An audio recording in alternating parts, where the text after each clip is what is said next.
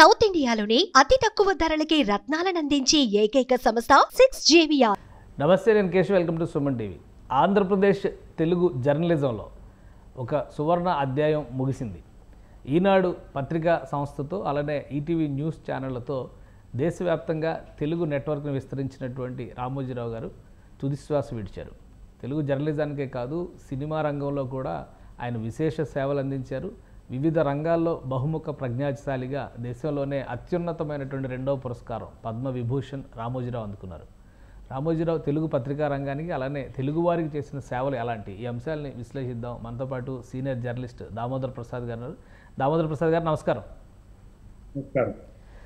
రామోజీరావు గారి ప్రస్థానం తీసుకొచ్చినప్పుడల్లా ఈనాడు పత్రిక గురించి మాట్లాడాల్సినటువంటి పరిస్థితి ఉంటుంది. అలానే రాజకీయ రంగం నుంచి పత్రికా రంగం వరకు అన్నిటిపైన ఆయన చెరగని ముద్ర వేశారు అనేటువంటి మాట అందరూ చెబుతుంటారు.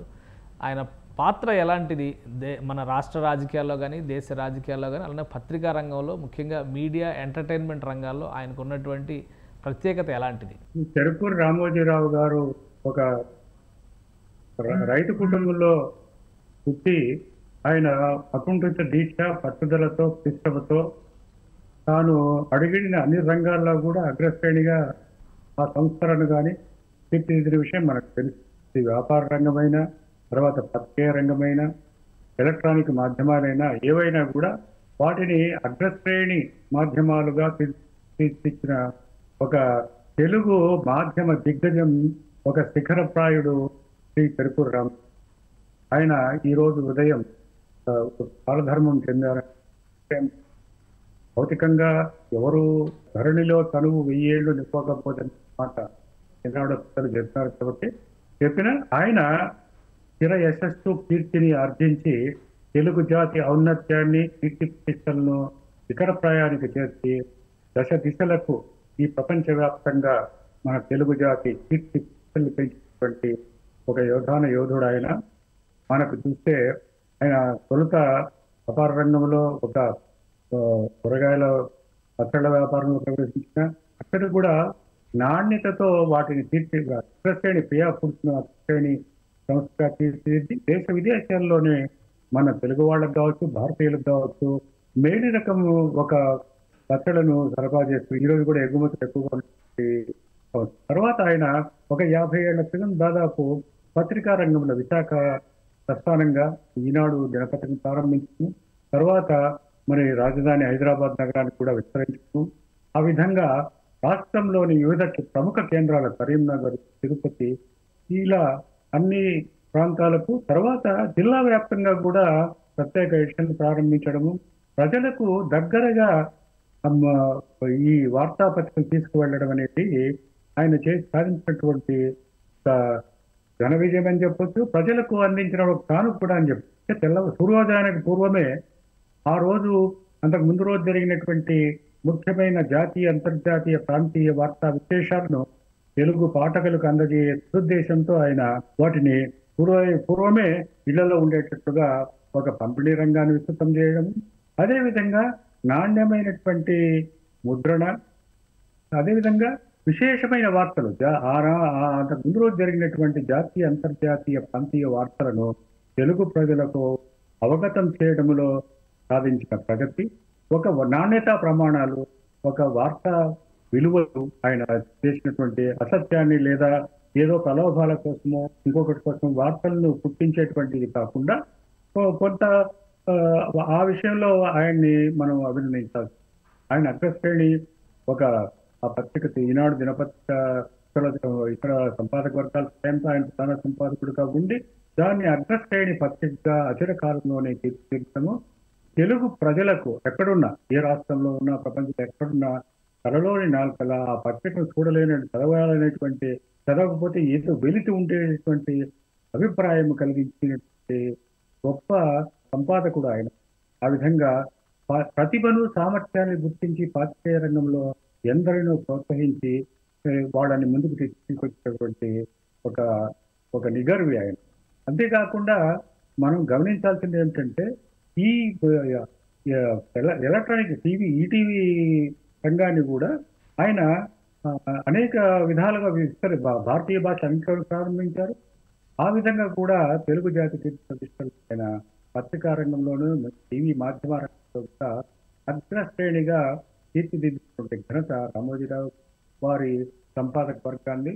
ఇది కాకుండా తెలుగు పాత్రికేయ రంగంలో ఒక అవగాహనను జాతీయ అంతర్జాతీయ పరిస్థితులు కావచ్చు, ఒక జర్నలిజం అంటే ఏమిటి, మన సమాజం పట్ల మన కర్తవ్యం ఏమిటి అనేటువంటి సమాజ హితమే లక్ష్యంగా ఒక అవగాహనను పెంపొందించడంలో ఈనాడు తెలుగు జర్నలిజం స్కూల్ కూడా ప్రారంభించి ఆయన యువకులకు శిక్షణ ఇచ్చి వారిని మేటి పాత్రికేయులుగా, జర్నలిస్టులుగా, సంపాదకులుగా, రిపోర్టర్లుగా తీర్చిదిద్దడంలో కానీ అంటే దామోదర ప్రసాద్ గారు రాజకీయ రంగంలో కూడా రామోజీరావు గారి పాత్ర చాలా విశేషమైనది, విశిష్టమైనది అనేటువంటి మాట తెలుగు రాజకీయ రంగంలో ముఖ్యంగా తెలుగుదేశం పార్టీ ఆవిర్భావం సందర్భం నుంచి కూడా ఆయన పోషించినటువంటి పాత్ర, ఈనాడు ప్రారంభ ప్రస్థానంలో పోషించినటువంటి పాత్ర అసలు ఎలాంటిది?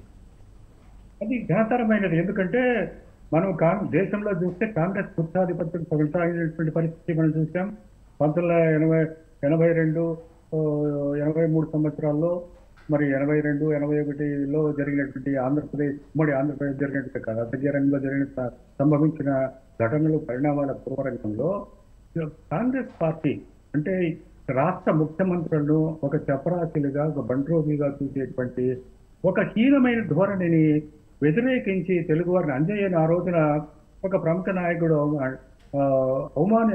ఎయిర్పోర్ట్లో విమానాశ్రయంలో అవమానించినటువంటి దీని నుంచి తెలుగువారి ఆత్మగౌరవానికి భంగం కలిగించేటువంటి ఒక నినాదంతో దానికి వ్యతిరేకంగా ఆ రోజున అప్పటికి ప్రముఖ నటుడుగా ఉన్నటువంటి తెలుగు జాతి కీర్తి ప్రతిష్టలను దశ దిశలకు వ్యాప్తి చేసినటువంటి శ్రీ నందమూరి తారక రామారావు గారు అచిరకాలం 82లోనే ఆయన తెలుగుదేశం పార్టీ స్థాపించడము, ఏడాదిలోనే ఆ పార్టీ రాష్ట్రమంతా సుడిగాలిలా పర్యటించి వాడవాడలా ఊరుగా తిరిగి ఒక తెలుగు జాతి చైతన్యాన్ని తెలుగు ప్రజల్లో చైతన్యాన్ని తట్టి లేపినటువంటి ఆత్మగౌరవాన్ని పోది చేసినటువంటి ఒక మహోన్నతమైనటువంటి కార్యక్రమం నిర్వహించిన వారు నందమూరి. అందుకు ఒక వాహికగా ఈనాడు పత్రిక అందుబాటులోకి వచ్చి ఆయన కార్యక్రమాలని విశేషంగా ప్రతి గ్రామానికి ఆ రోజున తెలుగు ఉమ్మడి ఆంధ్రప్రదేశ్లో మార్పును కోరుకుంటున్న తెలుగు ప్రజానీకం, ఈ రాష్ట్రం ముఖాభివృద్ధికి కోరుకుంటున్న ప్రజానీకం ఆ వార్తలను విశేషాలను తెలుగుదేశం నందమూరి తారక రామారావు ఇతర రాజకీయ వార్తలు కానీ ప్రజలకు అందజేయడంలో ఈనాడు ప్రధానమైన పార్టీ. ఆ రకంగా చూస్తే ఒక చేదోడుగా తెలుగుదేశము ఆ రోజున అది ఈనాడు పత్రిక వ్యాప్తికి ఉపయోగపడింది, గ్రామానికి చేరడానికి.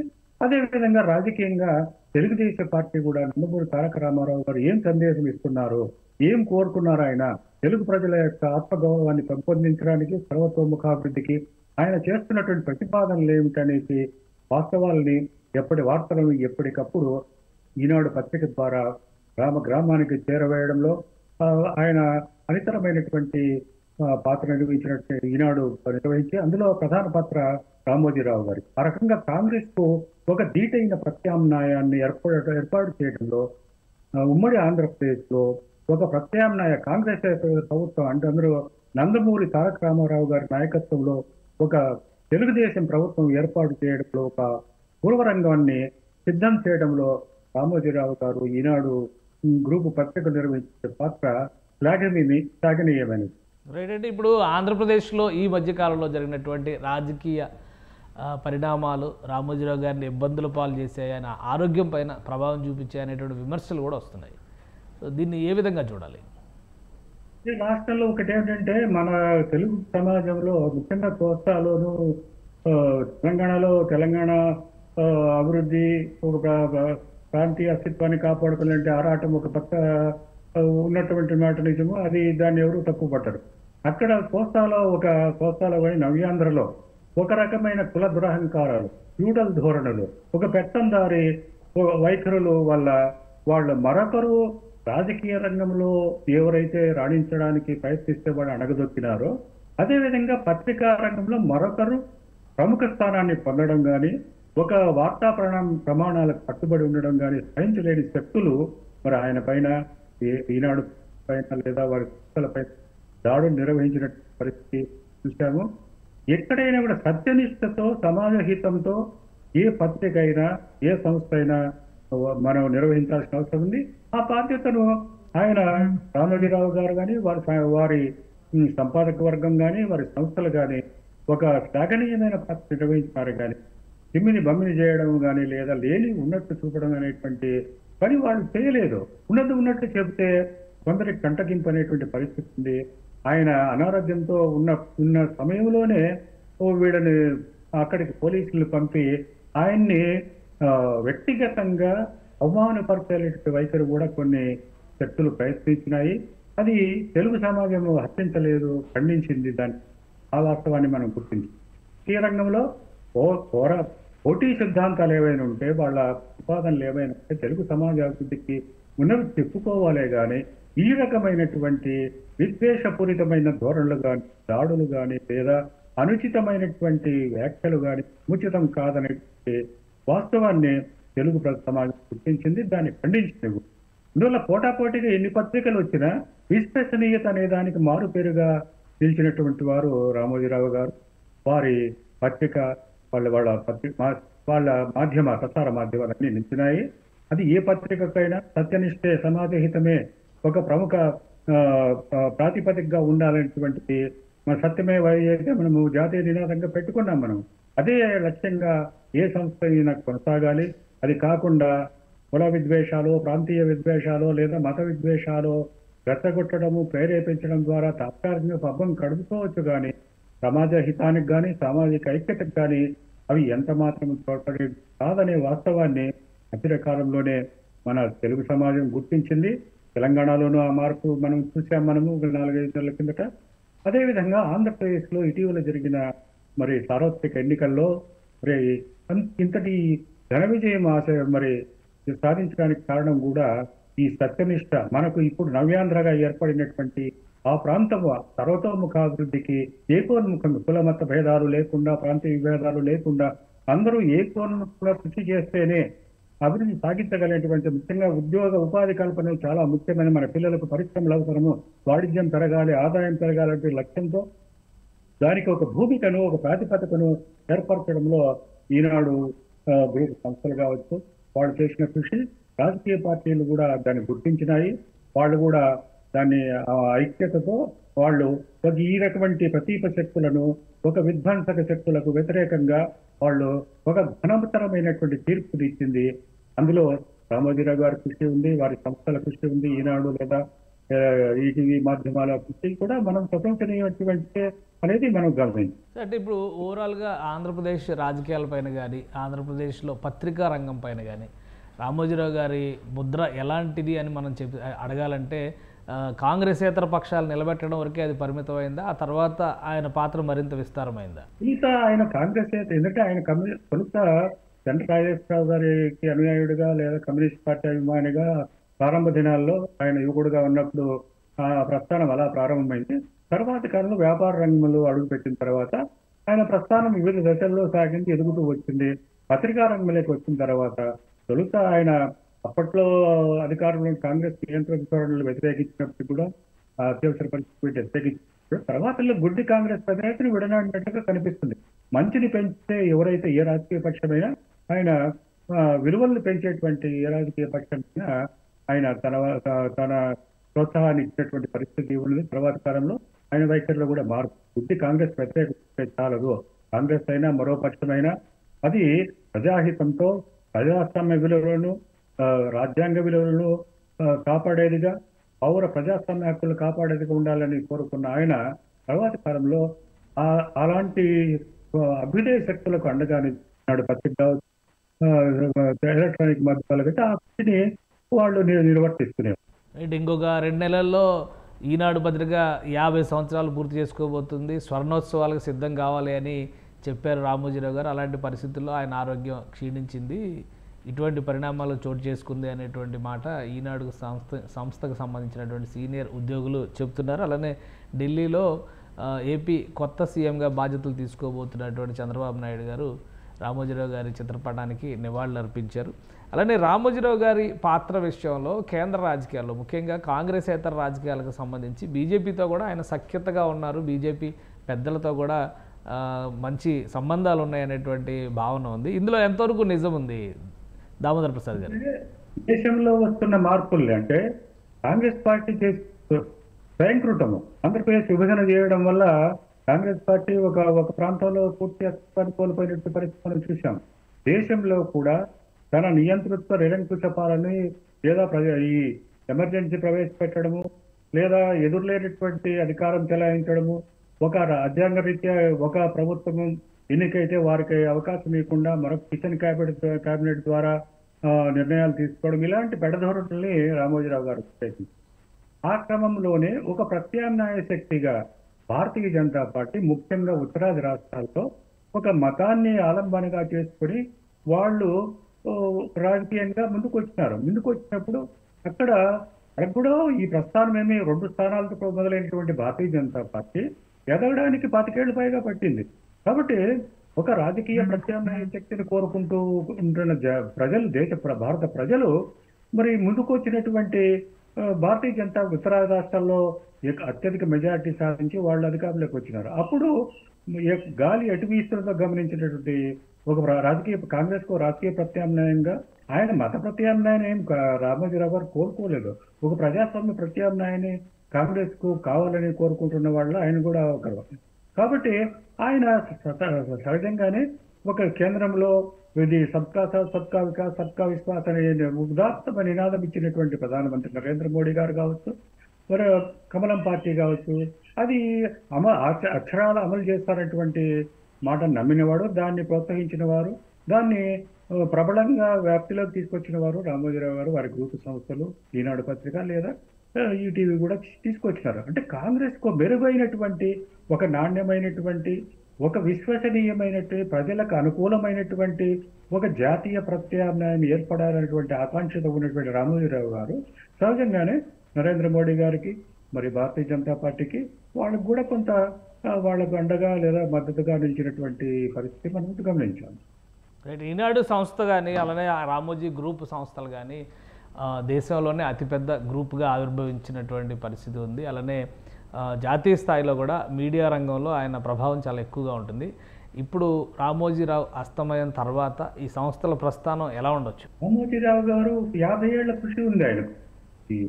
ఒకరోజు ఈ విజయాలు ఆయన అకుంఠిత దీక్ష, పట్టుదల, ఈ కార్యక్రమాన్ని విజయవంతం ప్రజల ప్రజాబాహుత్యానికి దగ్గరగా ఉండాలనేటువంటి ఒక తపన, తెలుగు జాతి కీర్తి ప్రతిష్టలను ప్రపంచవ్యాప్తం చేయాలనేటువంటి ఒక నాణ్యతను, ఒక పారదర్శకతను కోరుకునేటువంటి రామోజీరావు గారు ఇది ఒకరోజు సాధించిన విజయం కాదు. 5 దశాబ్దాల్లో ఆయన సాధించిన ప్రస్థానంలో అనేక మంది మేధావులు, పాత్రికేయులు, జర్నలిస్టులు, ఈ సంపాదక వర్గం, వీళ్ళంతా సాంకేతిక సిబ్బంది, వీళ్ళందరి సమిష్టి కృషి ఉంది.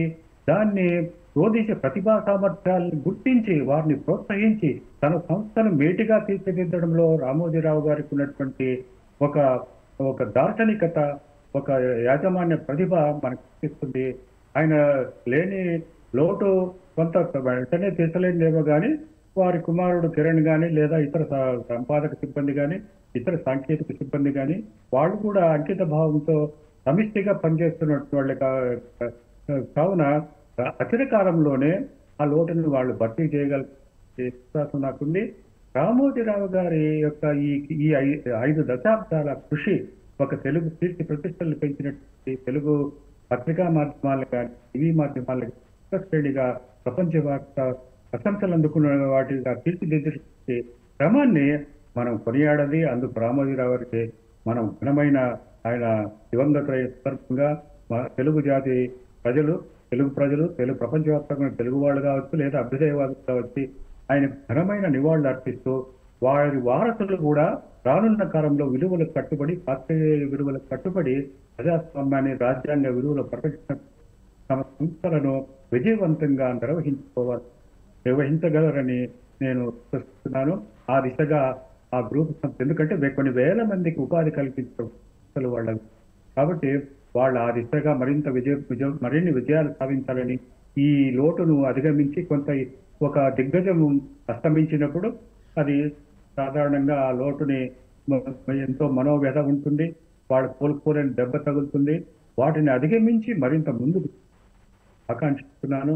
వారి కుమారులకు, కుటుంబ సభ్యులకు, సిబ్బందికి, పాత్రికేయ మిత్రులకు, అక్కడ పనిచేసే ప్రతి ఒక్కరికి కూడా ఈ రామోజీరావు గారికి వాళ్ళు అర్పిస్తారు. వాళ్ళకి నా సంతాప సానుభూతి తెలుపు. రైట్. దామోదర ప్రసాద్ గారు, తెలంగాణ ప్రభుత్వం అధికారిక లాంఛనాలతో ఆయన అంత్యక్రియలు నిర్వహించాలని ఒక నిర్ణయం తీసుకుంది. సో ఈ క్రమంలో ఒక పత్రికా రంగాధిపతికి ఇటువంటి గౌరవం దక్కిన సందర్భాలు ఏమైనా ఉన్నాయా గతంలో? నాకు తెలిసి తెలుగులో వీళ్ళు తక్కువ. ఎందుకంటే సినిమా మేటి నటీనటులకు కొంత, మరి కేసీఆర్ గారు ఉన్నప్పుడు కొంత ఆయన కూడా, ఎందుకంటే వాళ్ళు చేసిన కృషే కారణం. వాళ్ళు పద్మేని నాగేశ్వర గారు కావచ్చు, లేదా ఇతర పెద్దలకు కానీ కావచ్చు, వాళ్ళు ఒక దశాబ్దాలుగా తెలుగు జన జీవితం పెలవేసిపోయి ఎంతో తమ మాధ్యమాల ద్వారా, సినిమాల ద్వారా ప్రభావితం చేసినటువంటి వాళ్లకు ఘనమైన నివాళులు అర్పిస్తుంది. ఆ పూర్వరంగంలో చూస్తే ఇది కూడా తెలంగాణ ప్రభుత్వం, ముఖ్యమంత్రి కూడా రామోజీరావు లాంటి ఒక మాధ్యమ దిగ్గజానికి, తెలుగు పత్రికా రంగం మేరు శిఖరానికి ఈ రకమైన ఒక ప్రభుత్వ తరఫున అధికార లాంఛనాలతో విడుదల పలకడం సంయుక్తమైనది, సమంజసమైనది. ఎందుకంటే ఎందుకంటే మనం ఒకటి గుర్తించి పెట్టుకోవాలి, ఆయన తెలుగు అనే పత్రికను, ఈనాడు పత్రిక ఒకటే కాదు, విపుల చతుర ద్వారా అనేక నవలలు తీసుకొచ్చారు. విపుల పత్రిక ద్వారా వివిధ ప్రపంచ భాషల్లో ఉన్నటువంటి ఎన్నో కథలు అనుమతింపది తెలుగు పాటకు ముందుకు తీసుకొచ్చినాడు. అన్నదాత, మనం జై కిసాన్ జై జవాన్ నినాదం ఇచ్చినటువంటి లాల్ శాస్త్రి దాన్ని నిజం చేస్తూ ఒక రైతు కుటుంబానికి చెందినటువంటి రామోజీరావు గారు మనం చూస్తే అన్నదాత అనేటువంటిది మనం రోజు ఎంతో సంతోషం కలిగింది. ఆ పాట ఈటీవీలో వింటూ ఉంటే, జై కిసాన్ కార్యక్రమాలు తెలుగు ప్రజలు, తెలుగు రైతులు అభ్యుదయ రంగంలో మరింత మెరుగైన ఉత్పత్తులు, అధిక ఉత్పత్తులు సాగించాలని, వివిధ రకాలైనటువంటి నాణ్యమైన ఉత్పత్తులతో దేశంలోనే ప్రపంచంలోనే అగ్రశ్రేణిలో మన ఉత్పత్తులు నిలవాలని, ఆ రకంగా మన సేద్యపు రంగ పురోభివృద్ధి ఆంధ్రప్రదేశ్ రెండు రాష్ట్రాలకు ఆలంబనమని గుర్తించి ఆయన, అది చాలా ప్రశంసనీయమే. అది ఎప్పుడు కూడా నాకు మనసులో ఎప్పుడు అది గుర్తు. అన్నదాత పత్రికను ఆయనే ప్రారంభించారు. ఆ పత్రిక ద్వారా నేను కూడా ఎన్నో వ్యాసాలు రాశాను అందులో.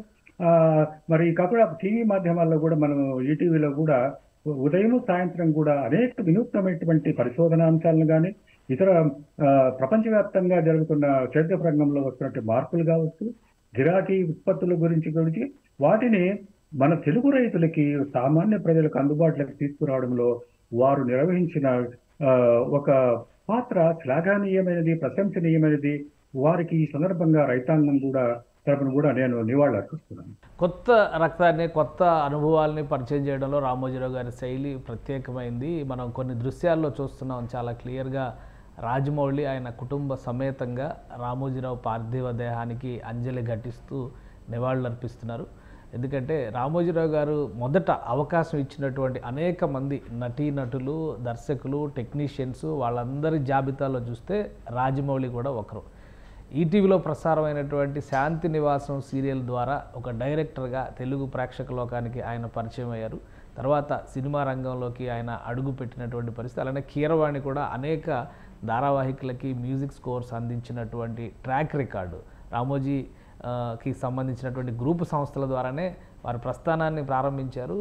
ఇప్పుడు ఆస్కార్ లెవెల్ సినిమాలు తీసినటువంటి దర్శకుడిగా రాజమౌళి, ఆస్కార్ పురస్కారాన్ని అందుకున్నటువంటి సంగీత దర్శకుడిగా కీరవాణి తెలుగువారికి అద్భుతమైనటువంటి విజయాన్ని అందించారు. అలా ఆయన పరిచయం చేసినటువంటి ఎంతోమంది నటులు, తరుణ్ కావచ్చు, అలానే జూనియర్ ఎన్టీఆర్ కావచ్చు, ఉదయ్ కిరణ్ కావచ్చు, ఇంకా యమున కానీ, గతంలో కొన్ని ప్రత్యేకమైనటువంటి సినిమాలు, టీ కృష్ణ డైరెక్షన్లో చేసినటువంటి సినిమాలు, ప్రతిఘటన లాంటి సినిమాలు కానీ, ఇవన్నీ కూడా సామాజిక ఇతివృత్తంతో సమాజంలో మార్పును కోరేటువంటి ఒక ఛాలెంజింగ్ టాస్క్తో ఉండేటువంటి సినిమాలుగా కనిపిస్తాయి. అటువంటి ముద్ర తెలుగు పత్రికా రంగంలో కావచ్చు, మీడియా రంగంలో కావచ్చు, సినిమా రంగంలో కావచ్చు వేసినటువంటి మరొక వ్యక్తి లేరంటే కూడా అది అతిశయోక్తి కాదు. దామోదర ప్రసాద్ గారు ఈ కొత్త తరాన్ని వెతికి పట్టుకోవడంలో మీరు కూడా ప్రస్తావించారు. ఇప్పుడు రైతులకు సంబంధించి ఆయన తీసుకొచ్చినటువంటి అన్నదాత కానీ, ఇప్పుడు ఈ మధ్య కాలంలో తెలుగు భాష గురించి తీసుకొచ్చినటువంటి తెలుగు వెలుగు లాంటి పత్రికలు కానీ, కొత్త తరాన్ని, కొత్త అంశాలని వెతికి పట్టుకోవడంలో రామోజీరావు గారి శైలి ఎలాంటిది? ఆయన ప్రత్యేకంగా అలాంటి వాటిపైన దృష్టి పెట్టేవాళ్ళ? తప్పకుండా పెట్టేవాడు. ఎందుకంటే ఈనాడు అక్కడ ఈటీవీలో నేను గమనించింది అంటే, యువతరానికి, అంటే ఆయన మనవడి వయసులో ఉన్నటువంటి పత్రికలు, ఇప్పుడు కొంతమంది మిత్రులు చాలా మంది అక్కడ పనిచేస్తారు. వాళ్ళు కూడా సమిష్టితో ఒక పట్టుదలతో ఒక మరింత మెరుగైన సమాచారాన్ని సమాజానికి చేరువేయాలనేటువంటి ఒక పట్టుదలతో ఒక ఒక తపనతో పనిచేస్తారు. వాళ్ళందరినీ సమన్వయం చేస్తూ వాళ్ళతో మమేకం అవుతున్నటువంటి ఆయన ఈ 88, 87, 88 ఏళ్ల వయసు వరకు కూడా ఆయన వాళ్ళతో మమేకం అవుతూ ఎప్పటికప్పుడు విషయాలు తెలుసుకుంటూ వాళ్ళకు అవసరమైన విషయాలు తెలియజేస్తూ తాను చెప్పదలుచుకుని చెబుతూ వాళ్ళని ప్రోత్సహిస్తూ వచ్చినటువంటి పూర్వరంగాన్ని నేను గమనించాను. ఎందుకంటే ఇటీవల నేను సామాజిక ఇన్స్టిట్యూట్ కూడా మన తెలంగాణ ఎన్నికల ఫలితాల విశ్లేషణ కోసం పెంచినప్పుడు వెళ్ళినప్పుడు కూడా అక్కడ గమనించాను. వాళ్ళ సిబ్బంది అంత పట్టుదల. కానీ ఇక్కడ కొన్ని దృశ్యాలు మనం చూస్తున్నాం. రాజమౌళి గారు పూర్తిగా కంటతడి పెట్టుకున్నారు. అక్కడ రామోజీరావు గారి పార్థివ దేహం పైన ఆయన రోధిస్తున్నట్టుగా కనిపిస్తుంది. సో అంటే అంత ఎమోషనల్ బాండింగ్ వాళ్ళతో ఆయనకి ఉండేదా? తప్పకుండా. ఎందుకంటే ఒక వృత్తిలో రాణించడానికి ఒక సంస్థ ఇచ్చిన ప్రోత్సాహం చాలా గొప్పది. ఇచ్చే ప్రోత్సాహం వాళ్ళ యాజమాన్యం ఇచ్చేటువంటి ప్రోత్సాహం లేకపోతే, అందులోనూ సినిమా అనేది కూడా ఒక సృజనాత్మక కళ. పత్రికారంగం ఏ విధంగా అయితే మనం ఒక మేధోరంగం, సినిమా రంగం కూడా మనం చూసాం. అనేక సీరియల్స్ ఆయన తక్కువ బడ్జెట్ తో తీసినటువంటి పరిస్థితి. బాహుబలి అనేటువంటి ఒక అంతర్జాతీయ ప్రాముఖ్యం కలిగిన చిత్రాన్ని తీసినటువంటి రాజమౌళి ఆ ప్రతిభను గుర్తించడం అనేది రామోజీరావు గారు చేసినటువంటి పని. కాబట్టి ఎవరిలో ప్రతిభా సామర్థ్యాల్లో నైపుణ్యం ఉన్నప్పటికీ కూడా గుర్తించడంలో ఒక మేటి అవగాహన కలిగిన వారు రామోజీరావు. అట్లాంటి వారు అనేక మంది రాజకీయ రంగంలో ఉన్నారు, వాళ్ళ సంస్థలో పనిచేస్తారు, బయటకు వెళ్ళి వేరే సంస్థలో పనిచేసేవాళ్ళు. కాబట్టి ఆ ప్రతిభను గుర్తించి ప్రోత్సహం అంటే పక్షపాతానికి ఆర్థిక పక్షపాతానికి లోను కాకుండా కేవలం ప్రతిభా సామర్థ్యాలను గుర్తించి వివిధ రంగాల్లో వారిని ప్రోత్సహిస్తేనే రాజమౌళి లాంటి దిగ్దర్శకులు మనకు లభిస్తారు. తెలుగు జాతి కీర్తి ప్రతిష్ట వాళ్ళు ప్రపంచవ్యాప్తం చేస్తారు. మనకు ఆస్కార్ లాంటి అవార్డులు తెచ్చిపెడతారు. కాబట్టి ఇక్కడ ఈ ప్రాంతీయ విభేదాలు అవన్నీ పెట్టుకోవడం మనం అవసరం లేదు. కీరవాణి గారు కూడా అంతే. మనము ఇవి చూస్తే ఏమవుతుందంటే ప్రతిభా సామర్థ్యాలు తెలుగు వాళ్ళలో కావచ్చు, ఇప్పుడు మన తెలుగు రాష్ట్రాల్లో ఎవరున్నా సరే వాటిని గుర్తించి ప్రోత్సహించి పైకి తెచ్చి నైపుణ్యం బాగా స్థానపెట్టినప్పుడే వారికి ప్రపంచవ్యాప్త గుర్తింపు వస్తే తద్వారా తెలుగు సమాజానికి ఎనలేని ఘనకీర్తి పొరగొడుతున్నది మనం గమనించాం. ఆయన అనేక మంది పాత్రికేయ మిత్రులు నేను గమనిస్తూ ఉన్నాను. వాళ్ళు కూడా చాలా ప్రశంసనీయమైనటువంటి చాలా విరామ మేరకు పనిచేస్తున్నారు. అరివేళ్ళు అనేటివి కొన్ని ఉంటాయి, కానీ దాని తర్వాత కూడా వాళ్ళు ఒక తపనతో ఒక మెరుగైనటువంటి సమాచారాన్ని అందజేస్తామనేటువంటి తపనతో పనిచేస్తున్నటువంటి రిపోర్టింగ్ సిబ్బంది కావచ్చు, అక్కడ వాళ్ళ సంపాదక వర్గం కావచ్చు, వివిధ సాంకేతిక నిపుణులు కావచ్చు, వాళ్ళంతా వీళ్ళ సమిష్టి కృషి ద్వారానే విజయాలు సాధ్యమవుతాయి అనేటువంటిది మనం గుర్తించాలి. వాళ్ళందరినీ ఏకోన్ముఖంగా నడిపించినట్టు వారు రామోజీరావు గారు, తర్వాత వారి కుమారుడు కిరణ్ గారు, ఇతర సంపాదకులు ఇతర కూడా దాన్ని యజమాని ఇలాంటి లక్షణాలు కలిగితే ఆ మేటి లక్షలు కొన్నైనా వాళ్ళ అలవర్చుకుంటారు. ఆ విధంగా సమాజానికి మేలు జరుగుతుంది. ఒక ప్రతిభావంతులైన వాళ్ళు ప్రముఖ రంగాలకు రావడానికి, వాళ్ళ యొక్క ప్రతిభను ప్రపంచం గుర్తించడానికి కూడా ఈ రకమైనటువంటి ప్రోత్సాహాలు దోహదపడతాయనేది రామోజీరావు గారి ద్వారా, వారి ప్రోత్సాహం ద్వారా పైకి వచ్చినటువంటి వారి జీవితాల ద్వారా మనం తెలుసుకోగలం. Right, thank you Damodar Prasad garu, మీ అభిప్రాయాన్ని తెలియజేసినందుకు. రామోజీరావు గారికి అంతిమ నివాళి అర్పించేటువంటి క్రమంలో దర్శక ధీరుడు రాజమౌళి అలానే ఆయన కుటుంబం మొత్తం కూడా అక్కడికి వెళ్ళారు. కంటతడి పెడుతూ అశ్రు నివాళిని ఆయనకి అంజలి ఘటిస్తున్నటువంటి దృశ్యాలని మనం చూసాం. ఎందుకంటే మొదటి సీరియల్, అసలు ఒక సీరియల్ దర్శకుడిగా రంగప్రవేశం చేసేటువంటి అవకాశం రామోజీరావు గారే శాంతినివాసం సీరియల్ ద్వారా రాజమౌళికి కల్పించారు. తర్వాత దర్శకత్వ పర్యవేక్షణలో కె రాఘవేంద్రరావు దర్శకత్వ పర్యవేక్షణలో ఆయన సినీ రంగ ప్రవేశం చేశారు స్టూడెంట్ నెంబర్ 1 సినిమా ద్వారా.